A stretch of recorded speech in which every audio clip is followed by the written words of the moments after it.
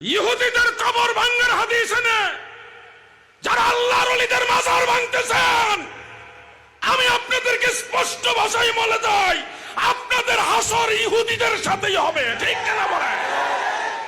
যারা আজকে আল্লাহর ওলিদের মাজারে মাজারে আক্রমণ করছে, তারা কোন ইসলাম নিয়ে এসছে? আপনি বলবেন হাদিস শরীফে আছে, দয়াল নবীজি বলেছেন উঁচু কবর পেলে ভেঙ্গে সমান করে দাও। আপনি হাদিস পড়েছেন, আমরা পড়িনি? সহিহ মুসলিমের হাদিস, সুনান আবি দাউদের হাদিস, সুনান ইবনে মাজার হাদিস, মিশকাতুল মাসাবিয়ের হাদিস, সুনানুল কুবরা লিল বাইহাকির হাদিস, সুনান লিদ-দারাকুতনি সেই কিতাবের হাদিস, আরো বহু কিতাব এটা রয়েছে।